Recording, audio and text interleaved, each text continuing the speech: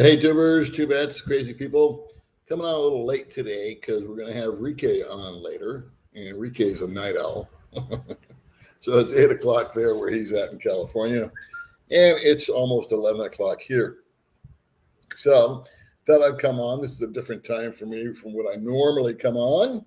But anyway, welcome to the little channel. We'll wait for some people to come on. I just sent Reekay a link. I think he just woke up from a nap. So as soon as he wipes the dust off his eyes, he'll come on. There's been some changes proposed for immigration out here. And I really couldn't have a better guest on today than Reekay. If you haven't caught his channel, it's Life Beyond the Sea. And he's the guy that I followed religiously prior to coming out here. So I'm real happy and excited to have him with me again. He's been on the channel a couple times. And we just recovered from our last brownout on Sunday. And May and I went to a resort. And we didn't exactly feel like we got our money's worth. It was one of those debacles. And then I had breakfast early this morning with Mark Thornton from Every Man Has a Story. And he had his own debacle that was worse than mine. So suddenly I'm really chipper. It's always better to find out that someone had a worse time than you did. Anyway, he's doing good. Mark's doing good. I just turned him on to, he's getting married to Jen. And he wasn't aware of the online dating thing that's available, and you guys may not be either, but if you're in the Philippines and you want to get married, there is an online service that you can avail yourself of to get married and then have an American marriage as opposed to a Filipino marriage. And it's perfectly legal. It's recognized in the Philippines. My friend Gary did it, and so far, so good. Other than that, what's been going on? Well, we went to this resort and it was absolutely packed with kids and dogs.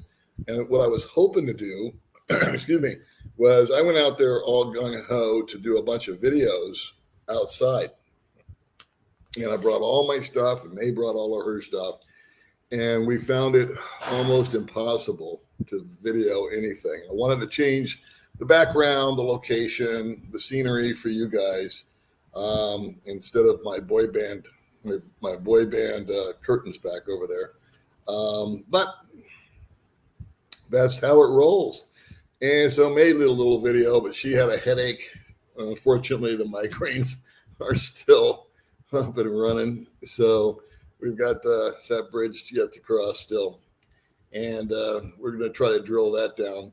It's really scary, though, to go to a hospital here, because if you have a fever, there is a chance that they will quarantine your ass for 2 weeks or test you for COVID or whatever. So we're kind of between a rock and a hard place as far as getting her or me, anybody for that matter, medical care. From what I understand, what's going on in Manila is back on lockdown. And Cebu is mandatory to get a vaccine. I think they've got till the middle of this month or something like that. Gio's got that on his channel. Gio in the Philippines. So you might want to check that out. He just got vaccinated, I think. And so anyway, that's what's going on there. Let's see if we got any comments. I forgot to look at the comments. Sorry. It's in my little world for a minute there. Let's see. Aloha. How are you, boss? Hey, good to see you. Michael, welcome aboard. Hello, Greg. There's my brother, China Dave. Andrew's on board. Oh, is this a better time? Yeah, it's interesting. I never know. I guess it's 8 o'clock or 9 o'clock or 10 o'clock out there where you guys are at. In America, depends on what part of the country you're in, I guess. Good morning. Did you? It's interesting, isn't it? You know, it's like, I can't, I got to be careful about what I say, but it looks like the process is being more complicated and more bureaucratic. And what trips me out is that they're thinking about doing this dealio where if you're using the Philippines as a layover, you would need to have a visa for the Philippines or you can't board your onward flight. And I know they do that in a couple of countries. I forget which ones. But what a pain in the balls, huh? And if they don't get it going online, I don't know how anybody's going to do anything. I mean, if I was to go back to America tomorrow and they implemented all this, I think the closest consulate or embassy for me is Los Angeles. I mean, it would cost me $200 in friggin' parking in downtown LA just to get to a consulate or an embassy. I don't know if I need an appointment. Nobody knows anything at this point because it's still not finished up. But what they're talking about is changing it from a 29-day visa upon arrival, which you can then go and renew and extend up to 3 years. Bottom line is just going to a 59-day, but you'll have to have the visa in your possession prior to arriving. And right now, we don't know if that's going to be available online or not. When I went to Vietnam, I had to do that. I went online, and I think it was $10 or something like that. And I had to get, I want to believe, or call it a letter of invitation or something to that effect. And I got that. And then they needed 2 pictures, 2x2 pictures, and fill out 3 or 4 forms and staple the pictures. And not to brag, but I was one of the only guys that actually went ahead and did all that. Everybody else that I was there with in Vietnam didn't know about it. And so they were trying on their phones to download all this information and fill it out. And they were there for hours. And then you go through immigration, but you have to go through this first step. So, more fun. Where I thought it was, hello, how are you doing, Erica? Let's see. Daniel, I want to say hi to everybody. Yeah, Chipper. It goes good, Skipper. Yeah, thank you, David. It's good to have you with us. Dallas, Texas is in the house, Bill. 2 of the greats. Well, 1.5. I'm the half. Oh, yeah, Dave's loaning me a car. Well, awesome, man. I'll go to a swap meet or something while I'm there. Things are good, Blueberry. It's 8 p.m. in California, so it must be, 11 o'clock on the East Coast? Okay. So we won't have a massive audience, which is fine. The Philippines would be like the U.S. There's a sterile transit here, so everybody that lands here needs a visa. I don't even understand how to bring somebody to the Philippines, to America. The Philippines would be like the U.S. There's no sterile transit. Everybody who lands, okay, that's the same one. Let's see. I doubled up. Watching from your treadmill. Does your treadmill get good reception? Let's see here. Hello, Minnesota, Tony. Henry just woke up, so Henry's going to be grabbing the link. He'll be joining me here in a little while. Hey. Let's see. I just got a message. Let's see what this is all about. What the hell's going on here? That wasn't from him.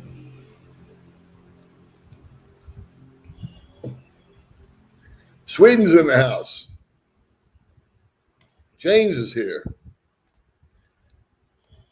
Would there be any benefits to the way they are changing visa? So what would they be? Let's say the benefits that they do online and you visit consulate. I can't see any benefits to it.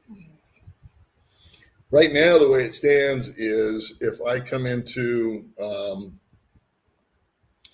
the Philippines, well, the way I came into the Philippines 4 years ago was I just showed up. The only thing I had to have was an exit ticket, a throwaway ticket they call. And that means within the first 29 days, I have a ticket showing that I'm leaving the country. I'm not going to stay the full past 29 or 30 days. And but what you do is you just throw that away once you get here, and then on your 29th day or prior to that, like the 23rd or 24th, you go down to immigration. I went down to immigration, I should say, and said, hey, I'd like to extend my stay. And I think they give you 30 days. And then after that, you can do a month or 2 months or 6 months. And at that juncture, you do 6 months. And at some point in time, I forget which one it is, you need to buy what's called an ACR card. And so I was here. So hypothetically, you could stay here for 3 years, the old way, the current way that is here, and then you leave the country, and you just leave the country for a day. And so I know guys that have. Now I've always taken a vacation, so I've bailed out, after a year or a year and a half, and I've gone to visit some place like Vietnam or Indonesia. And then when I come back, the process starts all over again. So I've got a year and a half, or maybe a year and 3 months, something like that, left on my visa. So hopefully they'll have it sorted out. So Reekay is in the background there. We'll bring him up in a second. No, Dean's not behind the drapes this time. We actually have somebody cognizant that's going to be joining us.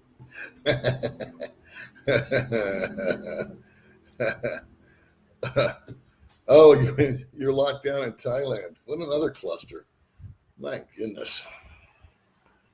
Yeah, here's something that I totally agree with. I totally agree with this statement. I'll read it out loud in case you're listening on your radio. Why doesn't the nations of the world make China pay for this mess? I've thought about that a number of times. And there's our buddy Dean. He's behind the scenes. Sorry, Dean, we won't have room for you today. But we have room for Reekay. So let's get my buddy Reekay up here. Hi, Henry. Can you hear me? Hey, man. Everything good? Doing good. Can you hear me? Yeah. All right, cool. So we were just talking about this visa situation.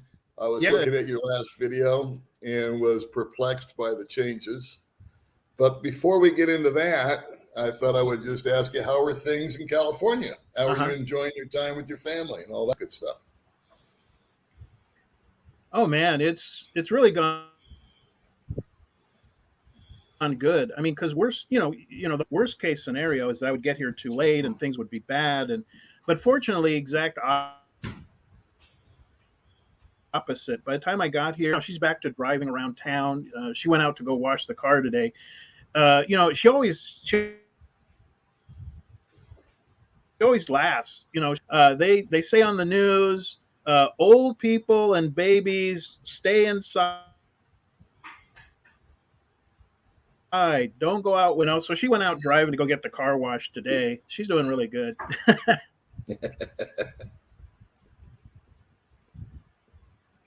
So what I'd like to do is, I think there's just.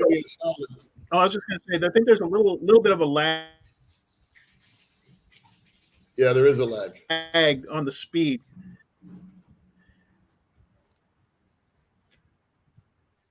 It's probably on my end.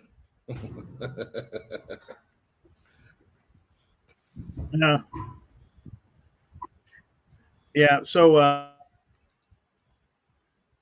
no, everything's been going good. Yeah, really good. I couldn't ask for better. I got like a small list of things I want to get done that are easier to get done here. Like when you have forever to do it, it's easy to procrastinate and just kind of like, I'll do it tomorrow. Yeah. All right. So would you mind if I butt out of the picture here for a minute and you kind of give my audience, if you will, I imagine our audience, I imagine they watch us both, kind of a rundown of what's been going on with the new immigration laws that you've been keeping abreast of? Yeah, sure. All right, let me bail out of here so I can, maybe the lag will go away. I don't know if it's because I'm here or not, but I'll bail out. Okay. Now I had this problem before, and what you can do is, and but I cut off the video feed, there in live stream, but I kept the audio going. It's only transmitting the audio. So maybe that'll help there on your end. But as far as just kind of a quick recap for those about the upcoming changes, there's a thing called the modernization bill, immigration modernization. The House pretty much approved it back in November 2020. And then just recently, last week, it went up before the House again. It has to be read 3 times in front of the House on 3 separate occasions, and then they have to print a hard copy to each member of the House, and then I guess they vote on it. Then the bill, essentially passes their stage, and it goes on for a signature. Um, it looks like these changes will go through. The major changes being, what they're really doing is it's the same visas that have always been around. It's just they're categorizing and organizing them, how they categorize them. So I'll be doing that probably by tomorrow. Um, and but the big change is that uh, we've always had a visa on arrival for most major nations. There's a big list, and most of us are from those nations. So we usually just showed up, got a visa on arrival, and then we just did our first 30 days and did an extension. Everything was easy peasy. But they're changing that now to where they want us to arrive at the airport with a visa already approved. And so that means you either have to go to an online service, which now there seems to be a lot of confusion which online services are going to provide these services for the visa for us to get in. And by the way, they haven't opened borders yet. So this is just a reorganization of the visas. So now they're going to want us to have a visa when we arrive, which means we have the nearest embassy or consulate for the Philippines, or hopefully obtain one online, like you do, like with the e-visa for Cambodia and Vietnam. So that's one big snafu that a lot of guys don't like. I mean, it's one big X. Now, for those of you, and this is nothing new as far as the availability of getting a visa before going to the Philippines, doing this in the years past, because if you went to the Philippine immigration before your trip, and you could get a $1, which is like a $300 savings from doing the extensions. So a lot of you guys have already done this before you go to the airport. But the thing is now, that's the only way you're going to be able to do it, is you're going to have the visa. Now, those of you who have gotten the visa at the embassy before taking your flight, know that one of the things they do, it's not like an audit or anything, but they do want to know, okay, well, how much money do you have in the bank? What's your source of income? That's pretty much it. For some guys, that's kind of hard to, it's not like they can just say, oh, here's a copy of my pay stub, because they're self-employed, under retirement age, so they don't have a pension, but they do have, anywhere from a quarter to a couple million in the bank in stocks. So, it's a little harder to just kind of, explain to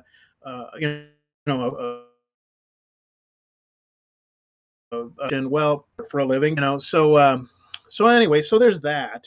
So altogether, yeah, it's going by the comments. I think there was like 400 comments already at the video. Yeah, I mean, the consensus is nobody's really liking this change. Not everybody lives near an embassy or a consulate. That's one big problem.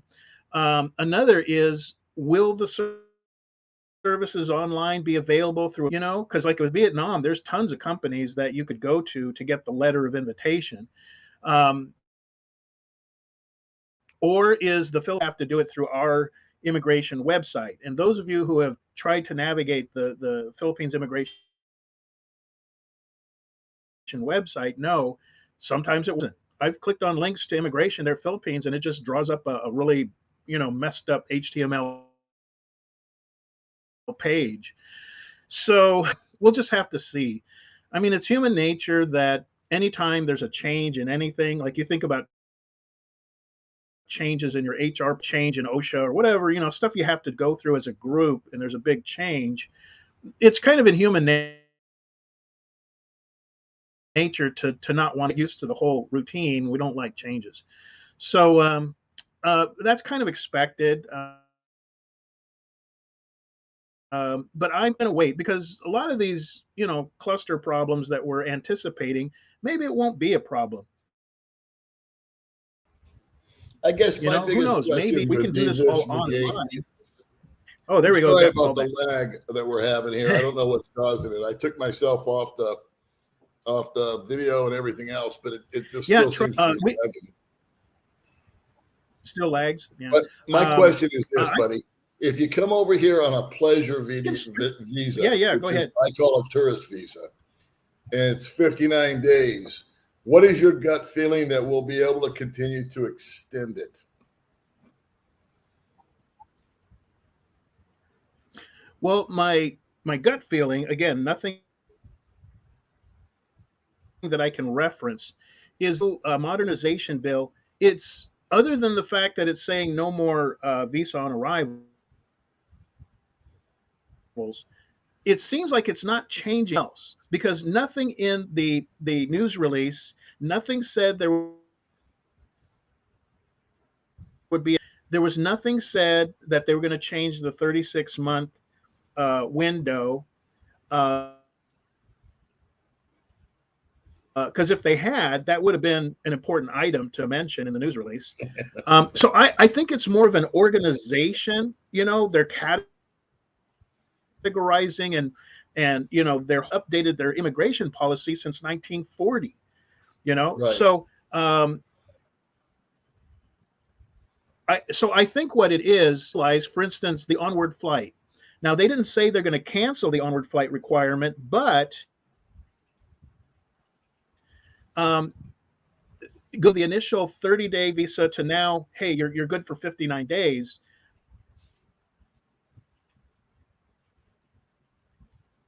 I think if ever there was a list requirement,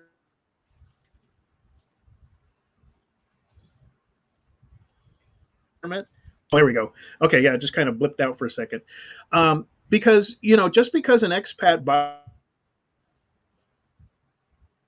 a ticket saying he's going to leave flight, the whole thing was stupid from the beginning, Sure. So my gut feeling is this is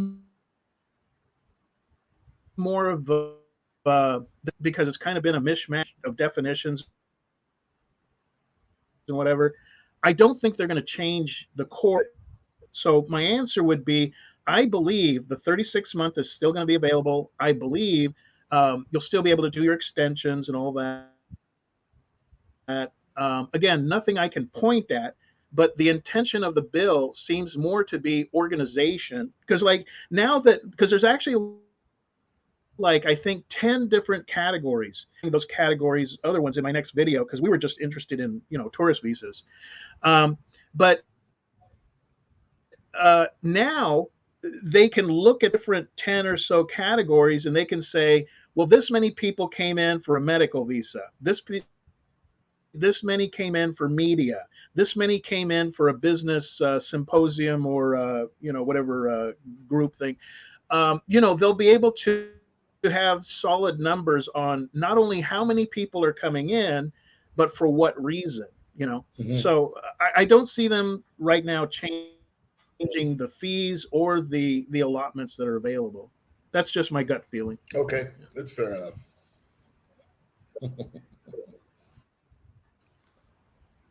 Now your trip. Get your Reekay mug online. Hey, I got you. Your trip out was a nightmare. You went to leave, and it didn't happen. Yeah. They tested you, And that's the fear that a lot of us have right now, is that we're going to duplicate your experience. So even if a guy, I need to go home myself. I need to go see my dad And for and those, family and take care of stuff. And I would, even if it was cool, like with May, that I would go to the States, just say for 2 weeks, take care of my stuff, and then maybe bop into Mexico and wait it out for 6 months, call it, until things open up, right?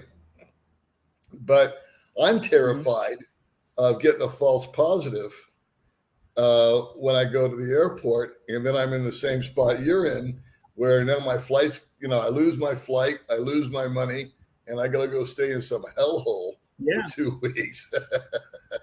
It's a real quandary out here, man. Yeah. And there's nothing you can do. Yeah. And here's the thing, there's nothing you can do other than take a lot of money with you in case you have to stay at a hotel for a while. There's nothing you can do up to 3 days before you take your flight. You go, you get your PCR test, whatever that is, and then you're just at the whim of whether it comes out positive or negative. And if it comes out negative, you're good. My buddy Jason and Tony and a couple of the guys, they got a negative result. They went on their flight. Everything was cool. But, in my case, and other guys who commented on the video, they got the same thing. They got the positive. Whether they have it or not doesn't matter. They got the positive test, and then you're screwed. You're 2 days from your flight. What can you do? And then they're just all over you, ready to stick hotel. They were serious about it. They called the what was it, the Cebu American consulate, the guy there, and he wasn't in a panic or anything. His attitude was like, well, just talk to these people and do it, and so it becomes this big hairball. You're gonna get stuck in that COVID hotel. So there's no just going back home. Not like before, unless you get a negative. You have to have negative test. Okay, so unless you get a negative test, then you're okay. Then you're cool. You're going to quarantine. End of story. Yep. Wow. That's brutal. Yep. Brutal. Yeah. What concerns me about the new rules, here's the thing, switching back to the new rule deal, is on the 59-day thing. If there's, you're saying your gut feeling is that they'll allow you to keep extending, but the 59-day thing might be a good thing for a guy if he doesn't have to jack around with an onward ticket, who wants to just come out and explore and see if this is the place for him or not. So there's one positive that I can find. It's giving him 2 months instead of 1. And if you don't have to fiddle around with the onward ticket, that's a positive also, because that's just kind of a, one more thing you have to do. I do think that if they do not provide an internet service for you to, like Vietnam does, Cambodia does, where you got all these companies that, I think it was $10 for me to get mine to go to Vietnam. But if you're going to have to physically go into an embassy or into a consulate, Philippines is going to lose. Guys just aren't going to do it. It's not worth it. They will pick plan B, which is Thailand or somewhere else. I'm talking post-COVID, Well, right. Now, one concern a lot of guys had, because I gave the example, which is usually 95% of the guys that I'm talking to online, I gave the example, if you're in your home country, then you would go to the nearest embassy or consulate in your home country. And a lot of guys, what they heard was, I have to go back to my home country. No, you don't. You can go to any Philippines embassy. So if you're in Thailand, you can go to the Philippine embassy and take care of it there. You don't have to go back home. So that's one kind of like false fear that people had, misunderstanding. So I guess in essence, I could go and the to Manila other prior to going home to thing, get it all squared away guys first. have commented that they've done. Yeah, they do it in the snail mail. They said it takes about a week to 10 days, but at least they don't, like here in Los Angeles. When I would take my previous wife, when we were getting her residency and all that taken care of, we would go the immigration office in Los Angeles, find parking. I mean, and it was we would morning and getting to immigration like after we parked by 5 in the morning, there was already a huge line. 5 o'clock in the morning, even open till like 8:30 or 9 a.m. And then if you're not meant like the quota,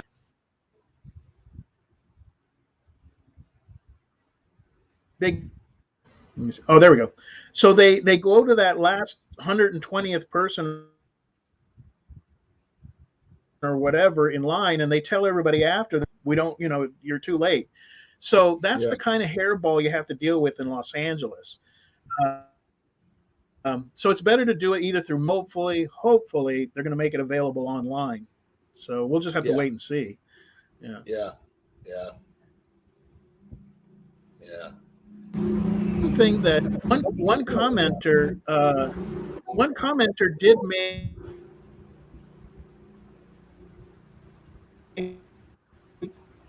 commenter did make a oh there we go. One commenter didn't be very popular, but he goes, maybe this requirement to he goes, maybe this requirement that you have to show you're at least financially stable, you got some kind of income, maybe it's going to weed out, some of these guys who are kind of shady, who end up, even if they're not online and vlogging, they're just sort of panhandling out by the mall because they're basically a train wreck. Maybe Right. it'll help curb some of those guys from ending up in the Philippines. What are your thoughts on that? We're getting a lot of breakup and static here. Do you want to try to reset this somehow? You want me to take you out and resend you the link, or do you think that would help? Tell you what, let me try just keeping my audio on, and let me see here. Oh, I think you have to do it on. Oh wait, no. Here we go. Okay, so now I should be. So now my audio is being transmitted, so maybe that'll help. Yeah. But what are your thoughts as far as the whole idea that maybe the financial requirement will kind of weed out some of the let's just say some of the sketchy guys. What are your thoughts on that? I think it would be doing the sketchy guys a big favor. Unfortunately, I know a few of those guys, and really, when we say sketchy, I don't mean to say bad in the sense that they're shady guys. I think that sometimes they're immature. I think sometimes that they've got pie in the sky. They think that, they watched one guy do one video saying that he's living out here like a king on $500 a month, and that's what they've got. So they come out. And I think it would be doing them a favor, to be honest with you. And then, of course, the Philippines. The Philippines really is under no financial pressure at all because they don't have any giveaways for foreigners other than the vaccine right now. But if a foreigner gets hurt and has to go in the hospital, if you don't pay up front, you're not getting in. So there's no free food. There's none of the programs that we enjoy in America out here. So if you, let's say, for example, were to be homeless tomorrow, there's a shelter that you could go to. There's a food bank that you could find. There's a free ride sharing service that's available, especially there in California. So the people that go to America have something to fall back on, but they have nothing to fall back on here. And these poor people are virtually homeless in an unfriendly territory. And I think the financial requirement, as long as it's not too strict, would be a positive. I really do. And I think it would be a positive, not just for the Philippines, but for the guy that's trying to come over here who's not properly set up. What are your thoughts? Yeah, yeah, yeah. I mean, when I say sketchy, I'm actually thinking of their budget. I mean, they Yeah, might be good guys, but no, or that's what I'm not. saying. But yeah, I They mean, could be when you beautiful got a people, sketchy budget, yeah, but when your like income is not a stream, at yeah, least, like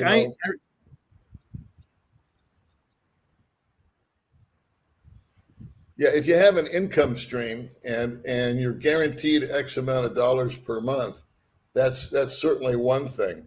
But if you should be able to show some kind of reserve money for emergencies. You should be able to show that if you had to go home, you could. If you broke the law and they wanted you to leave, you could buy your ticket. I side with them on that. I think it's a good idea. yeah,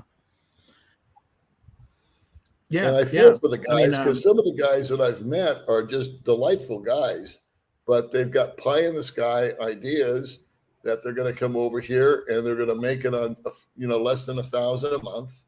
And can you do that? Well, sort of, but can you do that for an extended period of time? I don't think so, because you're going to get sick and you're going to have this happen or that happen. You are going to need to renew your visas. There's going to be always a surprise event, no matter what, no matter where you live. I can remember in the States, I was always shocked when my car registration was due because I'd forget about it. And all of a sudden, I'd get a bill for $600 or something. yeah, It's like, oh no.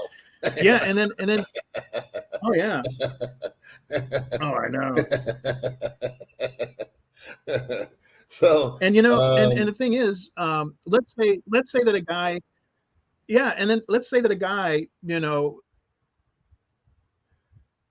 let's say he's got $700 coming in a month. That's it, and he's not a vlogger. He doesn't have any other income going, but he's got $700 a month, and he goes to the Philippines in the past, like usual, and everything's hunky dory, and maybe he's eating a lot of just barbecue and kind of living a frugal lifestyle. Like you said, until something goes wrong, it's all good. right. But then, not only, let's say he doesn't get hit by a tricycle, let's say he doesn't need any medical emergencies. What's bound to happen is he's going to meet a Filipina, Right. and especially if she has kids or even doesn't, his expenses just went up. Right. So that's like the inevitability, unless he's just not there for meeting women or something, but Right. he's going to meet a Filipina, and then maybe they're going to have kids, or she has kids, and boom, that $700 just ain't going to cut it for 4 or whatever. Right. Or he meets the wrong Filipina. Because now you got 4 people. You got 2 kids that might get sick or hurt. Sure. Yeah. Yeah. But you meet the Yeah, wrong that's even one worse. that's got, this is not her first rodeo. And so, and the guy might be a little bit naive, like we all are, I think, when we first get over here. And he goes through that trial and tribulation. Mm-hmm. That'll knock him down. So yeah, I guess the financial aspect is a good one. I just hope they don't make it too nutty. And you don't think that there's going to be any problem with the renewal process?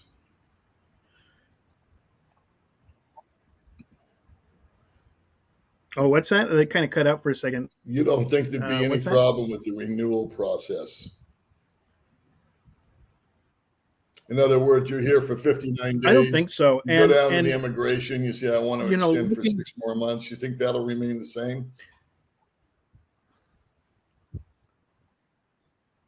I know it's an unfair have question. anything I can point at, but I believe it's so, because like I'll cover in my next video.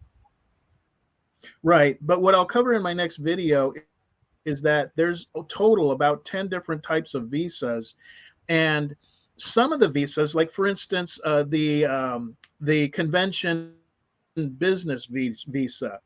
If you're coming in for a convention, 59 days is plenty. Sure. But some of those visas are student visas. So obviously, the student visa is not going to have a 59-day cap. Right. Same thing with the one for visiting family. You know, each visa, and I think this will be revealed later, can be renewed, say, to a maximum period. And hopefully, the Okay. 36-month for pleasure. I mean, that everybody will be happy if they leave that alone. Right. You know. Right. I'm thinking about the guys that have come out here like I have under a tourist visa. They've not gotten married. Nothing's really changed in their world. They don't necessarily have, $10 or $20,000 to drop in the bank. The tourist visa is kind of like their only option. Yet they've invested heavily, say, in their wife, not their wife, but their significant other. They've helped them build a house. They've bought them a car. Yeah. They've got all this stuff over here. And now it's just, what do? Walk away from that? Well, it's that, or figure out if you're ready to get married. Now, does marriage cure all this?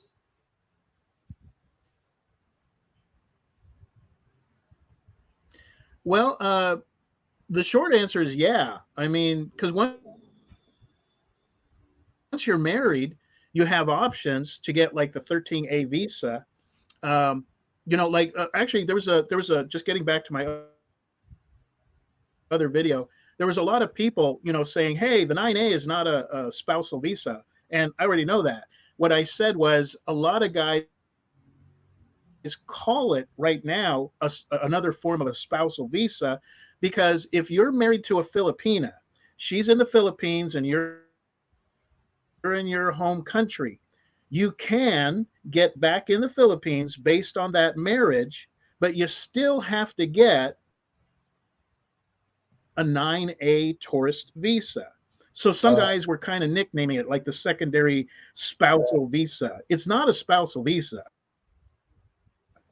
But if you want to get in based upon your marriage to a Filipina, you still have to get the 9A visa. What you don't have to do as of yesterday, August 1st, you don't have to get the EED document. That requirement was dropped yesterday. So that made things even easier.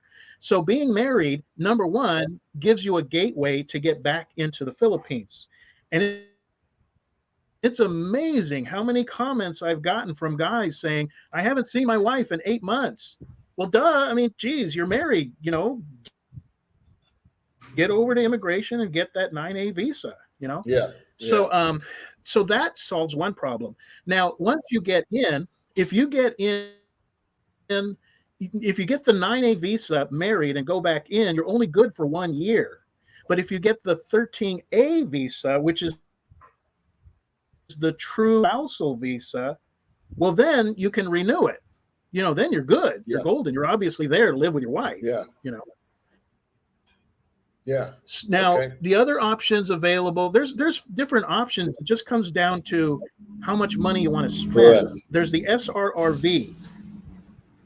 Now, the issue with the SRRV is you have to already be in the Philippines.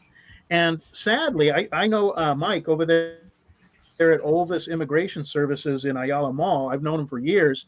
And he gets guys coming to him now, and he's told these guys since 2-3 years ago, get your SRRV. And they were like, mañana. So now here they are. They got like 3 months left on their 36-month window. And they're like, hey, get me an SRRV. So the SRRV is an option, but only if you're already living in, because I was checking this out, is the SIRV. And that's the investor's visa. You'd be married at all. So if you're a single guy and you got the cash to set aside, You can apply for an SIRV visa. They give it to you usually within 2 months, and then you fly into the Philippines as a single guy, and you've got 6 months. They give you a list. You have to stick to that list. They give you a list of companies you can invest in. You got 6 months to lay down 75 grand and hope that their stock market doesn't tank. But at least you're in Yeah. the Philippines and you're not married, but you got 75 grand. And the investor's visa, it pretty much goes for the entire time you have the money invested. So you could be there for years in the Philippines as a single guy, as long as you're willing to park away 75 grand. Right. Right. And the SRRV, is that $10,000 if you're non-military? The SRRV, they've got like 4 different versions. Right. Now, there's one that is it's all the same SRRV. It's just that there's 4 different fees. The fees for retired military, and I don't know if it's only retired U.S. military or any military. I don't know. But the SRRV for retired military, it's like $1,500 for the processing fee, and then another $1,500 for the deposit. So you're looking at about $3,000, flat, to get into this. But then you calculate, trips to Manila, filing this paper, that paper. So add another $500 Right. maybe. So you're looking at $3,500 US dollars to get the SRV if you're retired military. Now that's the cheapest one. When you look at the other 3, it bumps up to like 5 grand or 10 grand, for the deposit, and you get that back, I believe, if you later invested in a condominium. The SIRV, the investor's visa, you cannot put that money towards a condo. They specifically say only from this list, and nobody on that list includes would I have buying to real use estate. that towards a condo, or can I just get my money back?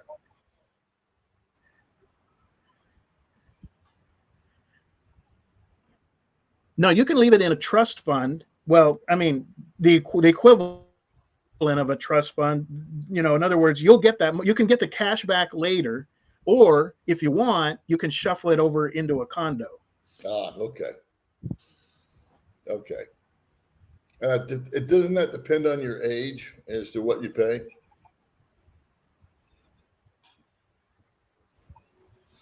I don't know that, but I do know that the age up until last year, right about summer, in fact, it was a year ago, summer of last year, the SRRV minimum used to be 35 years old for the longest time, forever. But then they figured out that something like 4 million Chinese were coming in on the SRRV, and they were doing construction jobs on Chinese projects, which was taking jobs away from Filipinos. So they stopped the SRRV program for about 5 months, and then when they reopened it, now it's either 50 or 55. Maybe somebody here can Google it, but it's definitely at least 50. So now, but as far as the cost is flat fee 50 now for the SRRV at least. Well, changing topics. What's it like being back in the States?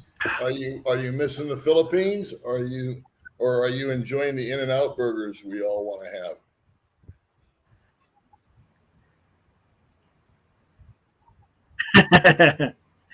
Well, it's so yin and yang. I mean, it's hard because I'm like torn, and it's like the 2 most important women in my life are in 2 different, countries.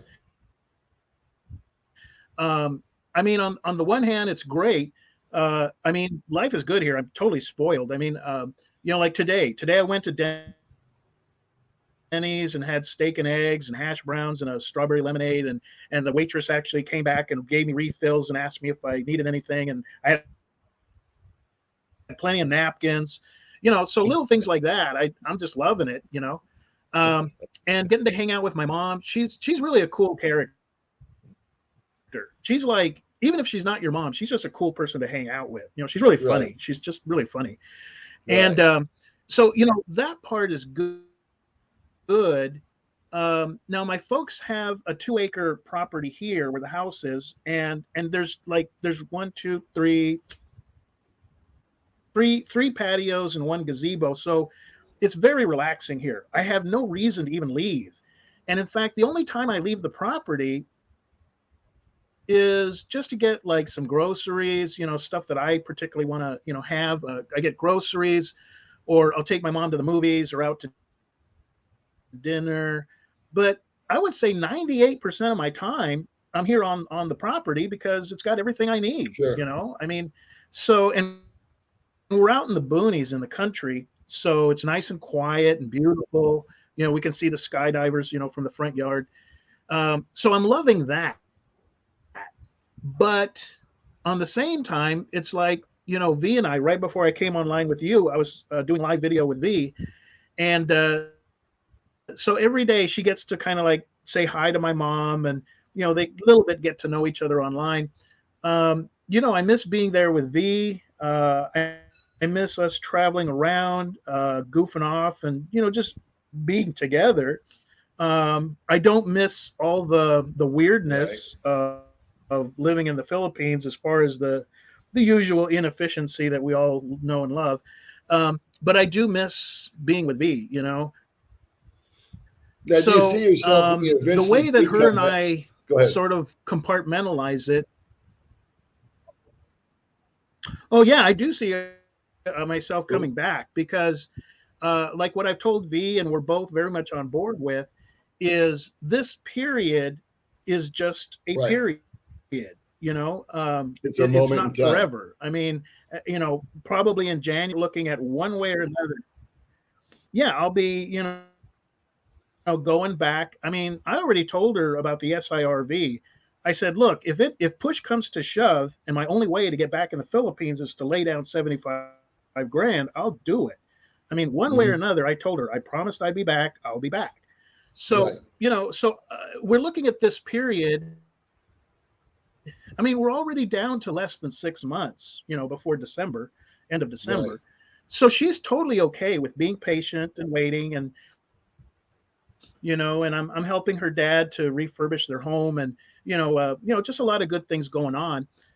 So, you know, so we're good. We're good for now, and our plan is to get back there. We have been talking a lot about getting married, but we do really. It's kind of funny. It's like, we know we want to get married sometime in the next 2 years. You know, Uh-huh. if push comes to the shove and we have to do that for immigration purposes, well, you know, it's kind of like, maybe we'll do that, but we'd still get married with her parents present, you know, in the Philippines. Right. And Right. she's like, "Well, you'd marry me twice?" I said, "Yeah, I'll marry you in every different country if I have to." You know, we can get married 8 times in different countries if we want to. In fact, my previous wife, we got married. We got married in Vegas. You know, like right after her divorce was finalized. We got married in Vegas, and then there was a glitch in the recording. So they recorded her divorce like 2 weeks after our marriage in Vegas. So then we talked to a family law attorney, and he goes, "Well, you could go to the city hall and try to straighten this out, or just get married again." So we did. We took off for LA and got married out by Disneyland, you There you go. know. So I actually married my last wife twice. So when you get back here eventually, let's just say January for this conversation. Do you and V plan to travel around? Like when things open up, do you want to take her to other Mhm. countries and things like that, or are you going to pretty much just stick to the Philippines?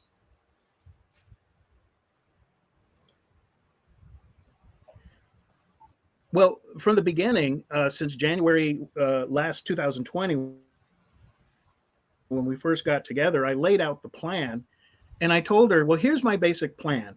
Let's travel everywhere in the Philippines we would ever consider living long term, and stay at each of those places about 3 months to get a feel. And some I've been to, some I haven't. Like I've been to Iloilo 3 times, but I've never really lived there. And so Right. so our plan was travel, stay at least 3 months in different parts, including Dumaguete, Valencia, Iloilo, Bohol, Panglao, CDO, Davao. And then the goal of traveling around the Philippines is to ask ourselves, when we're ready to settle down, is this the place we want to do that?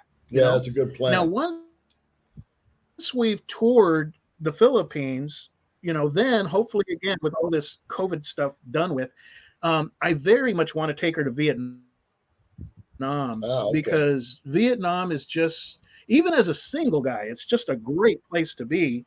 But taking, your girlfriend there, or your wife, it's a beautiful, beautiful place. I mean, Right, it it is is. just, it's probably I don't know, I've never been to France. I hear it's real pretty and romantic, but there's a whole French influence in Vietnam that it's just such a beautiful city to be about at night.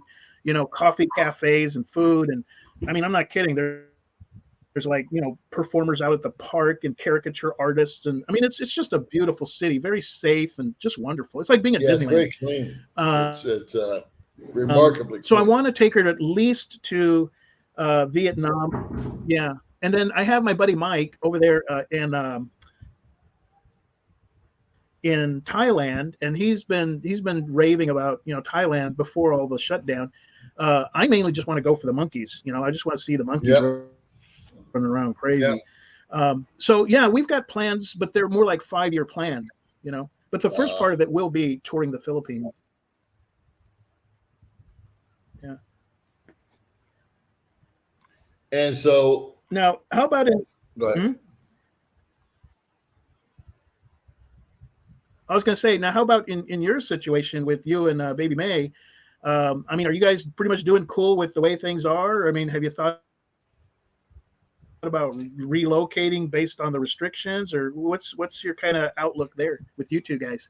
Well, I think like most people, we're chomping at the bit just for the travel restrictions to loosen up. And it's kind of uncanny how we're on the same page in that May wants to go to the places she's heard about and dreamed about, like Palawan, the touristy places with the great big white sand beaches and all that. And who can deny that? I'd like to see it too. But like you, I would like to go check out some other areas like Bohol, CDO, Iloilo, Davao, all the places pretty much that you mentioned, to be honest with you, and stay there for a few months and say, do we like this better than here in Valencia? Or is this got, is this the cost of living, the availability of goods, the people itself, the topography? What do we think? Because we're actually very happy here in Valencia. It's got a lot to offer. I think a lot more than people realize. It's very sleepy. It's not a nice place, I like it. but it's got mountains, it's got oceans, it's got dive resorts, it's got restaurants, it's got 3 or 4 hospitals. I could go on and on and on. And it comes with the usual knucklehead stuff of being out of stock and slow service and all that. But that's just something that you kind of have to get used to. My whole cure for all the knucklehead stuff has been to go on vacation, and that's to leave the country entirely. And so I would love it if I could take May with me, and next time I go on vacation and go to Thailand, go to Vietnam, go to Cambodia, go to you name it. I've been to Indonesia, and just go with her and let her see how the other half lives, and see how she likes that also, Malaysia. And we might just land somewhere. I don't think it would be Vietnam because of the language. Thailand, I think, is so beautiful and the food is so good. And they actually speak more English in Thailand than people let on, depending on where you go. I've never been to Malaysia. I've heard that's now the thing about multicultural, that there's a Filipina community there that would fit in good with her. She could make a couple of friends. They could chica chica. And, We could try a variety of food. From what I understand, the internet and the whole infrastructure and whatnot is very, very well done. So I would be very curious about that. So long-winded answer, but I would like to do 2 or 3 months per island, or a month if we hate it, or 2 or 3 months if we don't know and we kind of like it. And then once that's over and done with, I'd like to Airbnb for a couple of weeks all those aforementioned countries, Malaysia, Thailand, Vietnam, and see. I already know what I think about it, but I'd like to see what she thinks about it. I'm a pretty easy guy to please. Right. I'm not a complicated guy.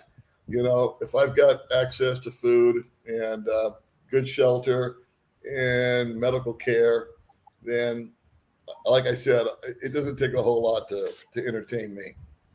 And so it boils down to we're very compatible. We're both very easy on each other. Neither one of us injects a lot of drama into the deal. May's pretty much, I'll go wherever you want to go. So that's kind of the plan for me, but everything's just come to a grinding halt, what with the COVID, So again, like you, I am thinking, hopefully not too optimistically, that by the end of the year and by January or February, things should be settled down to a point where maybe we can at least get out of here without being put in quarantine. I don't want to go through the nightmare you experienced. Right. Times two. Yeah. Well, the thing about Vietnam is that, I'm sure she's going to love it, but I already know that, we're not going to retire there. There's issues. We'd always be there on a visa, and we couldn't get really a long-term visa that was guaranteed. And then there's the issue of buying property. And then the language. And then, when I pass on, I don't want her isolated in a country. She doesn't speak English, or they don't speak English. So it's going to be more, Vietnam will be more like at the most, like a 1-year experience where she can, know what it's like and enjoy the food. Because the whole year that 2019 that I was there, the language was an issue sometimes. You get a cold coffee instead of a hot coffee. But, between Google Translate and showing them pictures of the food I want, life was good. I didn't, lack for anything. I always got, the food I wanted pretty much, and very healthy food. I'll make you laugh though. So I want her to experience that, once, but it's just a not hot coffee. I pointed to a hot coffee on a menu, and they brought me a cold one. Well, that's a communication breakdown right there, brother.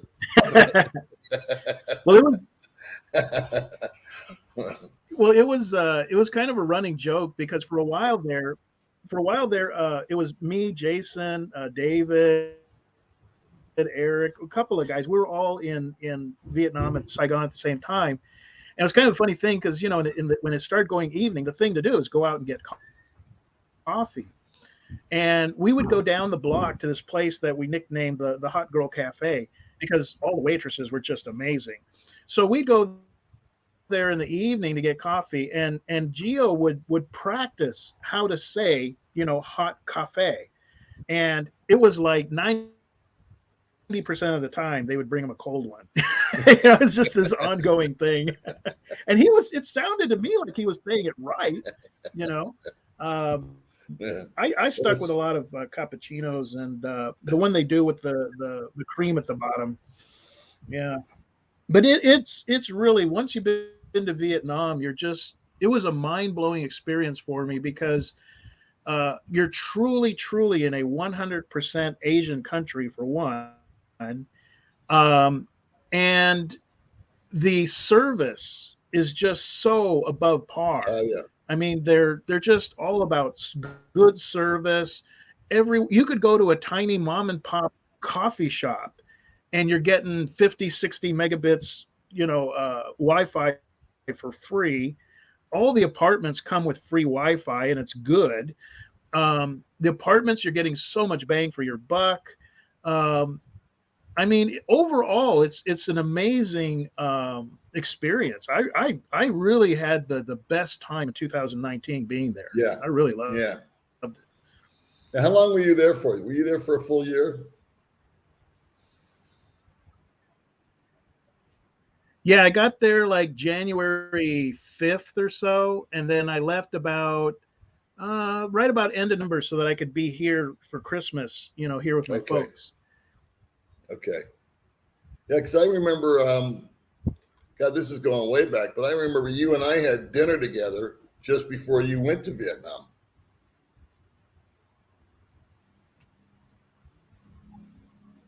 Uh-huh. Do you remember that? We had sushi the night before you left. Yeah, that was about 2018. Yeah. Oh, yeah. That was about 2018. Time flies, huh? Right about November. Right, because what I did was I went to we had dinner, and then I flew out to California That's what it was, California. for December, and then from California I flew right away after news into Saigon, Right. and yeah. Now, did you make it out to Nha Trang? Yeah, it was. I'm glad that I did that. I'm really glad that I did that. What's that? Did you make it out to Nha Trang while you were in Vietnam?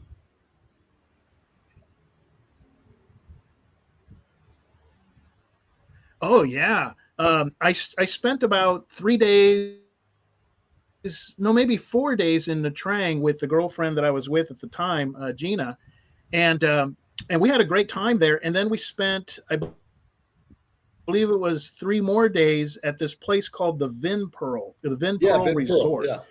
I thought we were just going to stay at some decent little resort. This thing was like going to Jurassic Park. It was like the resort is on its own little island, and you take a shuttle boat there. Right. It turned out to be this 5-star experience. Great room, great buffets. I mean, everything. It was like being in Vegas or something. Right. I mean, just beautiful beaches. So, I got all the videos up there. And one thing I'll just go ahead and share this, here on your channel. I didn't want to make it's been quite a few months now. Gina, the Vietnamese woman, we were together for a good solid 3 months, and she's amazing. She's traveled the world on her own. She owned 2 restaurants, very successful, spoke good English. She was she told me she was 50. I think she was 51. Wonderful person. It's just that we both had very strong personalities, so we started to clash. It's like, who's going to be in charge here, kind of a thing. So we broke up on good terms, and I was still friends with her sister, who owns a restaurant right next door to where I lived. I still would go and see the family because I spent time. I went to their family reunions. I went out to the beach with them. They always invited me for dinner, so I know her family pretty good. So that was the 3 months in 2019. We broke up, and then maybe 4 months later, she went to Australia, to kind of travel and all that. And then next thing you know, she started having some health problems. So it took her, then COVID hit, and she was having issues getting from Australia back to Vietnam. But she was finally able to get back to Vietnam about December of 2020. Went into the hospital, and right away in January of this year, she was diagnosed with advanced cervical cancer. And 2 months later, back in February, she passed away. Oh, I'm so sorry to hear that. Her family contacted me, and it was just a real shock. What a shock. Yeah, and I didn't want to say anything at the time. I didn't want people bugging her family. Right. But she was a really good person. All that, like I said, we just had control issues with each other. But yeah, so she passed away like third week of February from the cervical cancer, and they sent me photos and of the funeral and stuff. So I ended up posting on a on a share drive just for the family, all the pictures and videos, which they were really thankful for that we had Yeah. spent, all that time together, because now they had all these recent photos of her in good health and video and pictures. I mean, hundreds of pictures that all the places we went to. We went to Nha Trang, we went to Vung Tau, we went all over the place, Dalat. So in that sense, they were really happy that because I have the channel and I was chronicling our time together, they had all this stuff to access from the share drive. Well, number one, I'm very sorry for their loss. So yeah, that's kind of an update on just the whole thing that happened with Gina. I'm glad to hear though that you were able to, probably share the most precious gift you could with the family, which is some happy memories, photographs, things that you can't reproduce later on. So that's bad news, but it's also good news. And it's good of you to do that for the family. Yeah. So, and it's always nice if you're going to part that you part on good company like that. Yeah, and over the years, I have dated more than one Filipina. That might be a shock to somebody. And I can say that doing things the way I do them and talk about relationships in my channel,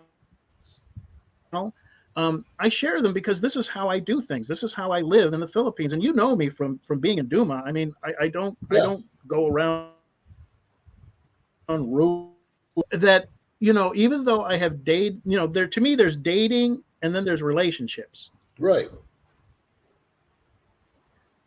I've had like 4 major relationships, but I've dated a lot of women. And it's like, I would say 99% of those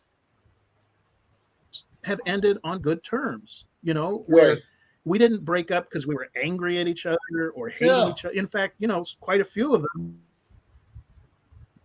It's like if they needed some cash, I would help them out, and some of the girls. I mean, it's I won't go into details, but I mean, it all ended on a good note. And when I hear about guys that they say, "Oh man, I had to move to get away from this girl," and that is usually the best solution. A lot of the drama had to do with them picking the wrong girl to hang out with. There's a lot of Filipinas that, I mean, I can pretty much figure them out in 10, 15 minutes. This is not somebody I want to hang out with. Right. This is a problem waiting to happen. So a lot of it has to do with picking the type of women and that they're good women. They're not full of drama and stuff. These are not bar girls. And now I do know girls that, they're mama, they never gave me problems. We're still best of friends, Yeah, well, you and I know some mutual people. I don't know. I look at all that, and when I hear guys say, "Oh man, she stole my motorcycle," huh? Well, I was going to say, you and I know some of these mutual people, and I've always just been friends with a lot of them. No dates involved, just spend time and hang out and enjoy each other's company. But the perception is, if you're seen with that person, you're dating, in the community, when it's nothing could be further from the truth. So that's kind of been my MO. I've known a lot of ladies over here, but I haven't had that many, encounters, if you will.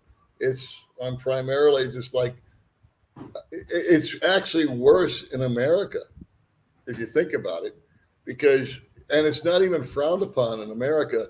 If a woman in America joins Match.com or whatever media site there is right now and goes on 10 different dates with 10 different guys, and vice versa, a guy goes on 10 different dates with 10 different women, and they go out to have dinner, and then whatever happens, that's not even thought about in the States. It's just the normal course of seeing if you're compatible or not. There's nothing wrong with that.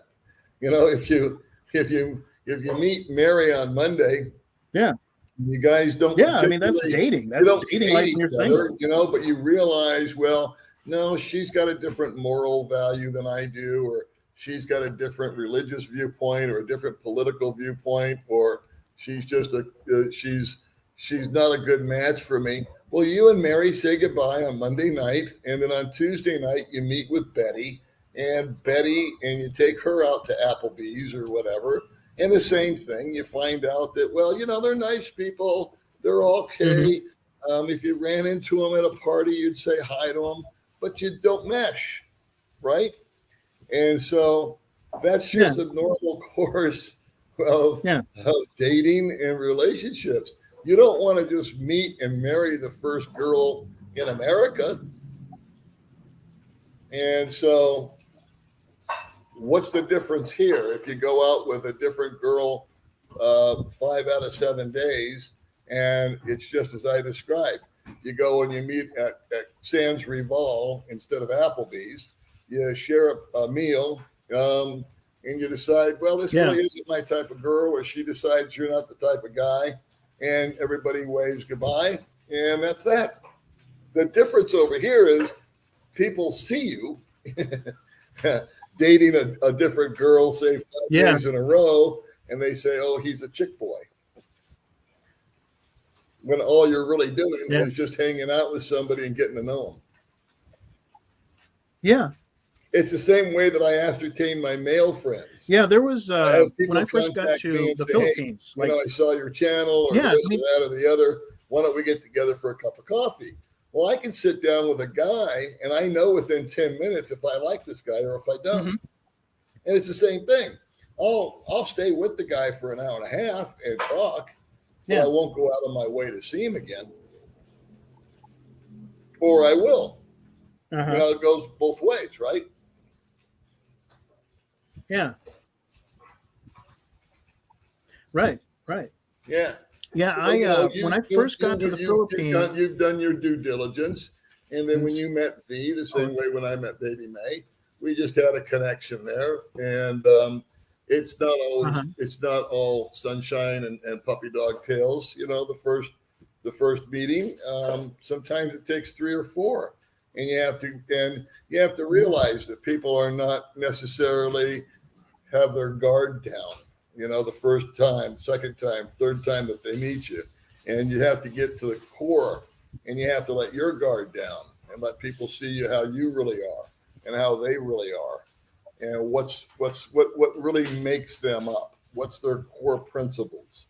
And they may have some habits or whatnot that you don't agree with, but those aren't deal breakers. It's their core personality, their core beliefs.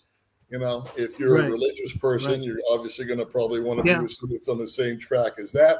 If you're non-religious, you'll probably want to go along that course with somebody, and the list goes on and on and on. Oh yeah, that's when I first got to the Philippines, literally my first week or whatever, I didn't know anybody, and my girlfriend that I was going to marry, she was still finishing her divorce. So I lived on Mactan and she lived in Cebu, because she's basically a real estate land developer, and she knows everybody in Cebu. She knows everybody on the city council, the former governor. She's pretty well connected over the years of doing real estate deals downtown. So I had to live on Mactan because everybody knew her divorce was not final. She was still considered married, so we couldn't really be seen together, so we would text and meet at the movie theater and sit next to each other and sneak out and all this, and she would sneak out to Mactan once in a while, and so I had a lot of free time, and I'm waiting for her divorce to get finalized, and so I'm walking the neighborhood, and I eventually get to meet this friend of mine, Christine, and Christine, she was attractive. I mean, she was I think 22 at the time, and we hit it off, and then we just started. She lived literally 2 blocks from my place, so it was nothing for us to meet over at the Grand Mall, get some lunch. I text her, I'm like, hey, I'm gonna go eat. You want to eat with me? I'm gonna go get barbecue. I'm gonna go to the Mercado and just walk around. You want to walk around? And she became my buddy. Now, I told my girlfriend about it. And of course, right away, she suspected, oh, you're cheating on me, whatever.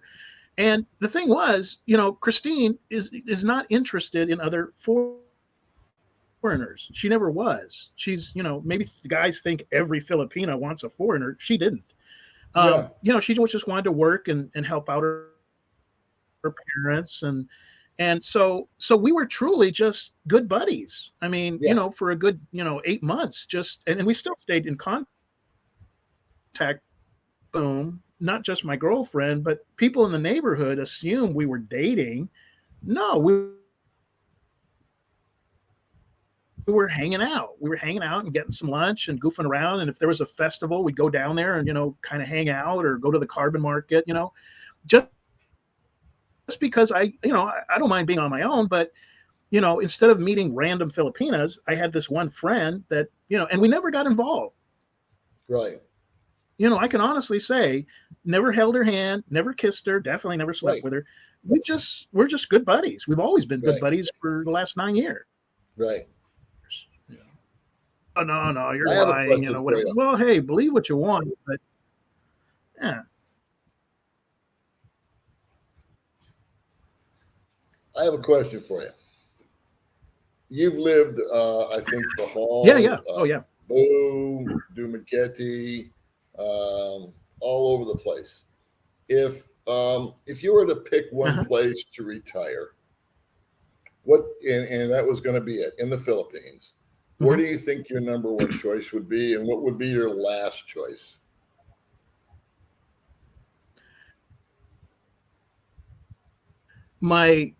Of the places that I've been to, I would say the last place I would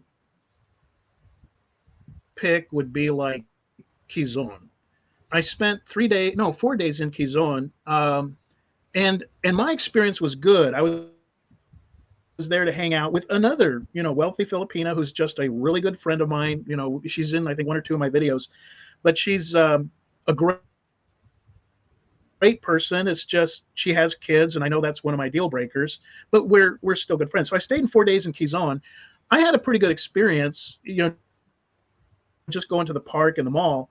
But when I looked up the crime stats for Quezon, it's pretty darn high, So that kind of turned me off. And then also the city, just hustle and bustle and pollution, and it's just not my scene. If I'm going to live in the city, I'd much rather live, where I was living with V there in Cebu Ayala Center, over there next to the mall. That's a bit neater and cleaner. That I can handle. But I would say the last place I would be Quezon, or what's that other place? Car. There's just nothing going on but the hardware store. So those would be on the bottom of the list. Now, as far as my top two choices actually would be either buy a property and home in Valencia, because you've seen, like, taking that turn up Valencia, you make that right turn to go out to Red Rock and all that. There's some beautiful homes there. Right. I mean, just gorgeous, and they're all fenced in, nicely landscaped.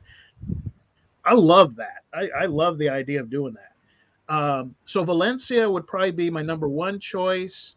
My second choice would be Panglao. I lived for 3 months in the center of Panglao, which anybody who's been out there knows. It's just barangay. It's just small homes that are like half brick, half bamboo. Whole lot of coconut trees everywhere. You got to stay on the path. But it's quiet, and then you only ride your bike maybe 10 minutes, and you're right there in Tagbilaran. You got the malls to go to and the pier and whatever, goof around. But you go back to Panglao, at nighttime, the stars are amazing because Panglao is mostly undeveloped. There's the airport and Alona Beach, but other than that, most of Panglao is undeveloped. It's just beautiful, beautiful, beautiful. So I kind of prefer those two areas, which have the province feel about it. Right. It is the province, but 10 minutes later, you can be back at the mall for a movie, or Yeah. get some mango Yeah. salt or whatever. Yeah.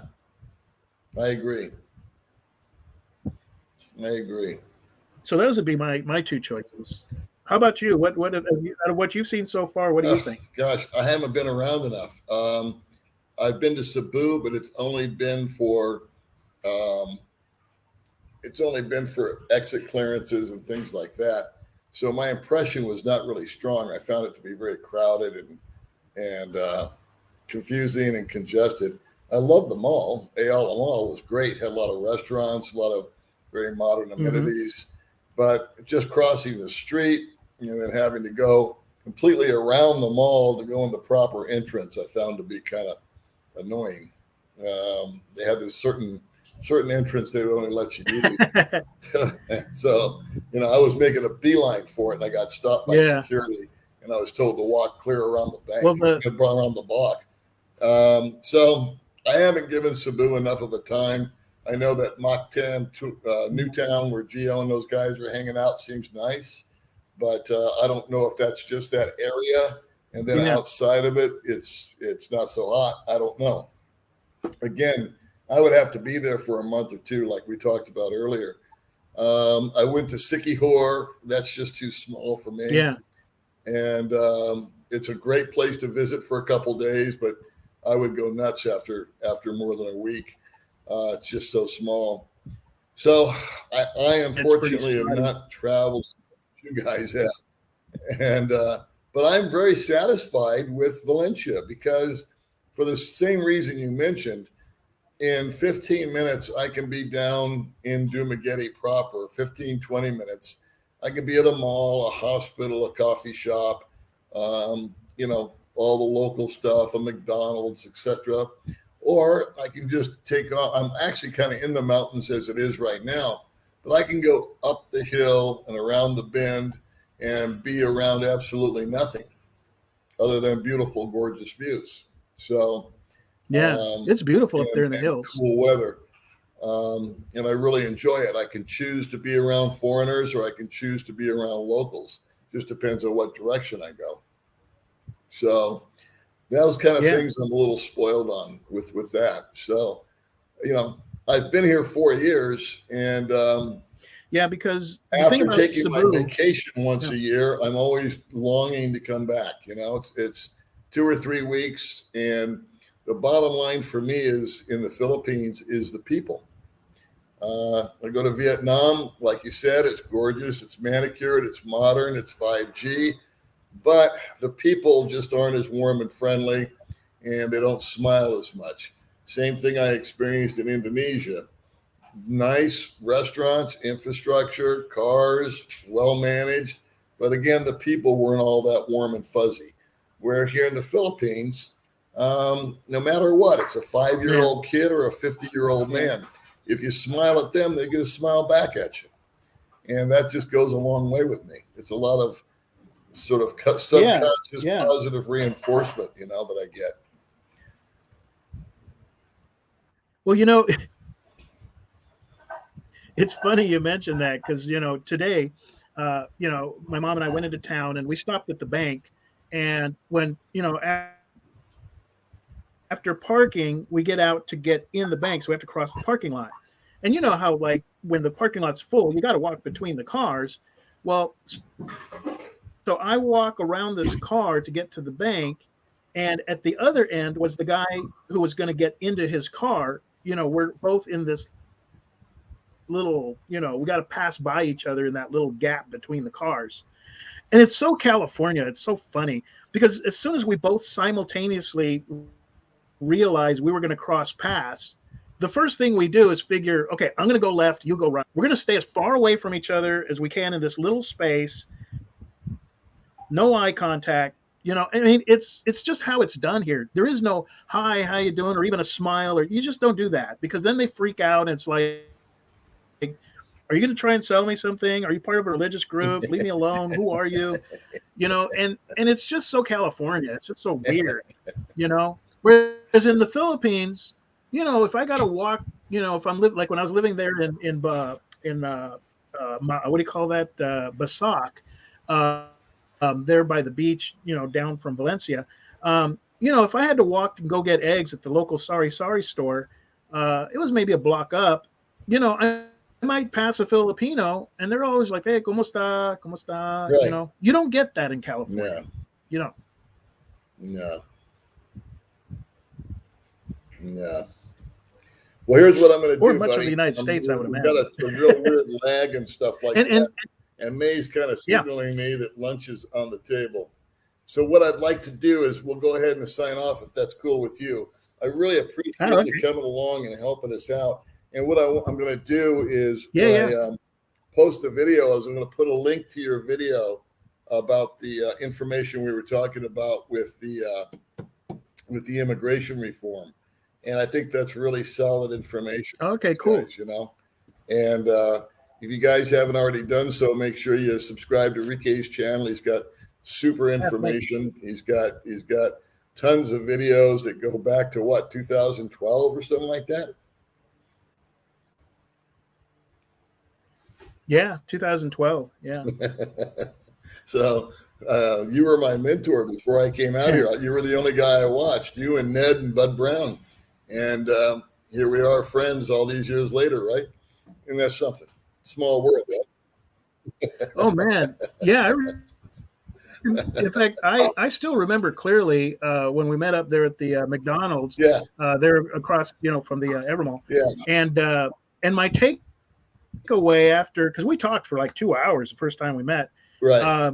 My takeaway walking away, because I would meet up to like 3 guys a day sometimes, and some guys are just whatever, just they're cool guys, but no, they didn't really make an impression.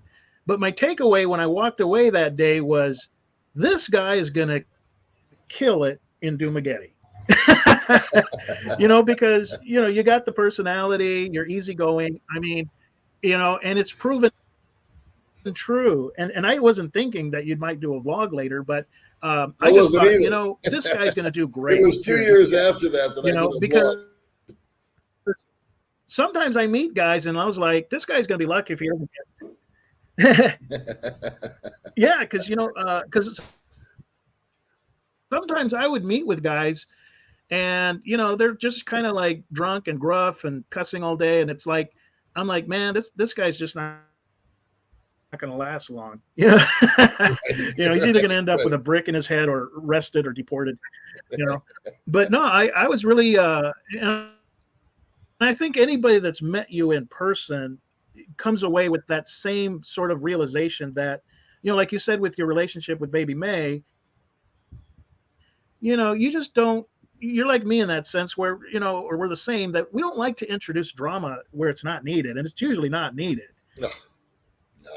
No. I want a simple, happy life. I want to enjoy life, have good food, have good friends, have a good relationship, and avoid as much of the weirdness and drama as possible. Yeah. So yeah, it's proven out all these years now. You're doing fantastic in doing it. Well, I appreciate that, Ricky. That's very nice of you. And like I said, I think you've been a mentor to me and to so many other guys that over the years. Your information is always well thought out. It is organized. It is informative, and it really is. And it's you break down complicated things, and you're able to simplify it for the not so smart people like me,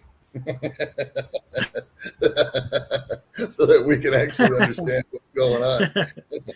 Well, I just want to, I just want to, with the, I just want to, with the channel, my goal has always been, there's all these potholes to living abroad. I just want to shine some light on them so that people can go around them. Yeah. Some guys want to go through the potholes anyway. That's their choice. Yeah. I just try to, what's going on. Try to hopefully avoid some drama for other guys. Yeah. So, I never like to give advice, but I like to just tell people what I. But yeah, go ahead and have some fun.